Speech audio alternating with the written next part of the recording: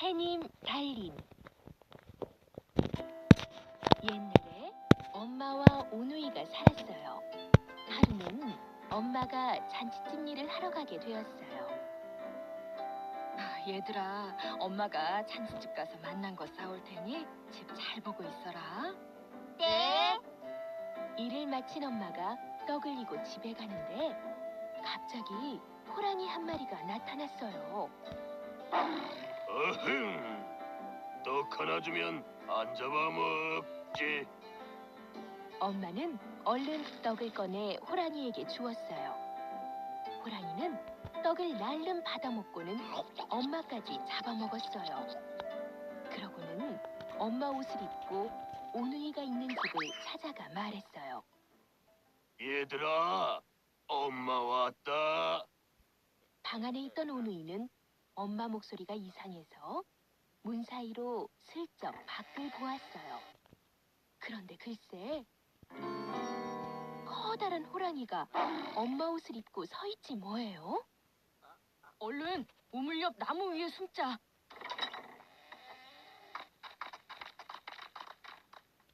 아이들이 보이지 않자 이리저리 찾던 호랑이는 우물에 비친 오누이를 보았어요. 얘들아, 거기 어떻게 들어갔니? 그러자 동생이 깔깔 웃었어요. 그 바람에 나뭇잎이 떨어지고 말았지요. 옳지, 나무에 올라갔구나. 호랑이는 나무 위에 올라가려 했으나 쉽지 않았어요. 손에 참기름을 바르고 올라오면 쉽지. 그 말에 속은 호랑이가 참기름을 바르고 올라가자 자꾸만 미끄덩 쿵, 미끄덩 쿵. 아이고, 아야. 도끼로 찍고 올라오면 되는데. 보다 못한 동생이 그만 웃으며 말해버렸어요. 호랑이는 도끼를 찾아 아하. 쿵 찍으며 올라왔어요. 자, 오누이는 무서워 눈을 꼭 감고 하늘에 빌었어요. 하느님, 동아줄을 동아줄을 내려주세요. 그러자 하늘에서 동아줄이 내려왔고 오누이는 동아줄을 타고 하늘로 올라갔어요. 이를 본 호랑이도 하늘에 동아줄을 내려달라고 빌었어요. 그런데 이번에는 썩은 동아줄이 내려왔지 뭐예요. 신나게 줄을 타고 올라가던 호랑이는 중간에 줄이 툭 끊어져 땅에 떨어져 버렸지요. 이렇게 해서 하늘나라에 올라간 부끄럼쟁이 동생은 햇님이, 씩씩한 오빠는 달님이 되었답니다.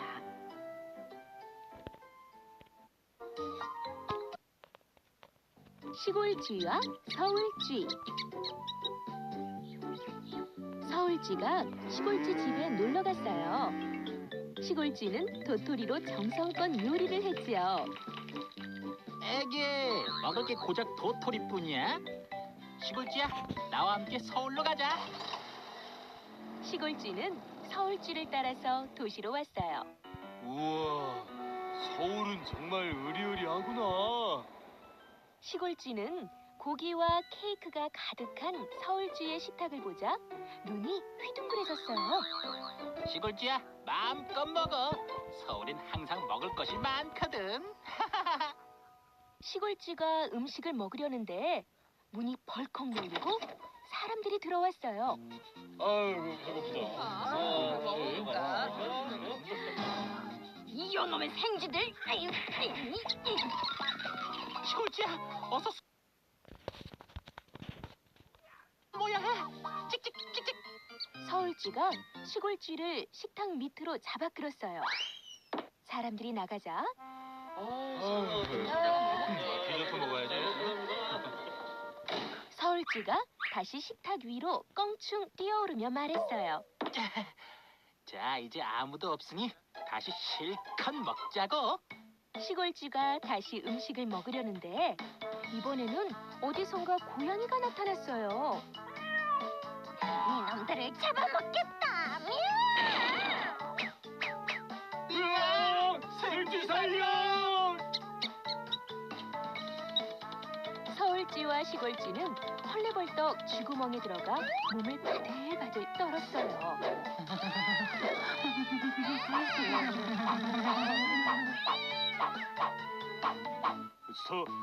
서울쥐야, 난 시골로 돌아갈래. 초라한 음식을 먹더라도 마음 편한 곳이 훨씬 나아. 시골쥐는 음식을 거들떠보지도 않고 뒤돌아섰답니다.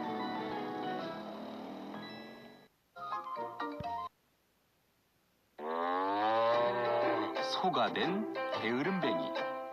옛날 예적 일을 하지 않는 게으름뱅이가 살았어. 아니 그렇게 매일 잠만 잘 거요? 그러려거든 당장 이 집에서 나가요.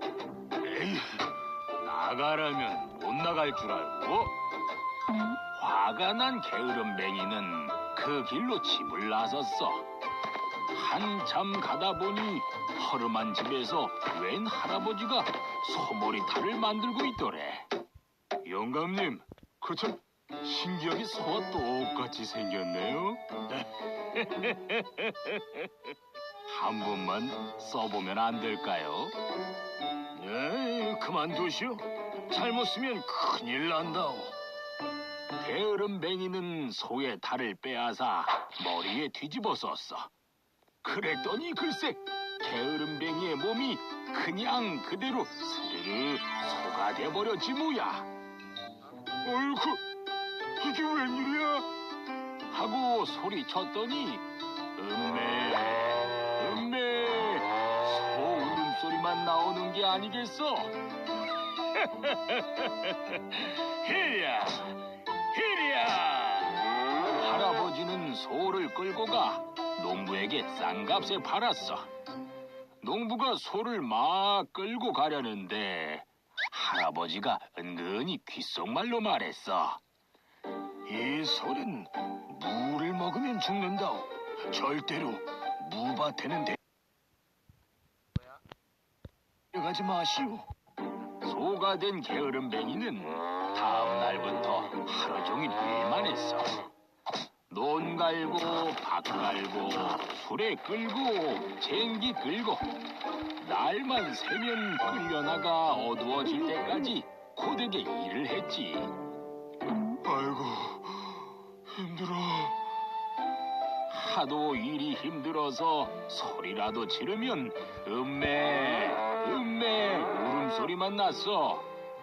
이리야, 이리야. 어서 움직이지 못해? 아, 진작 이렇게 열심히 일했으면.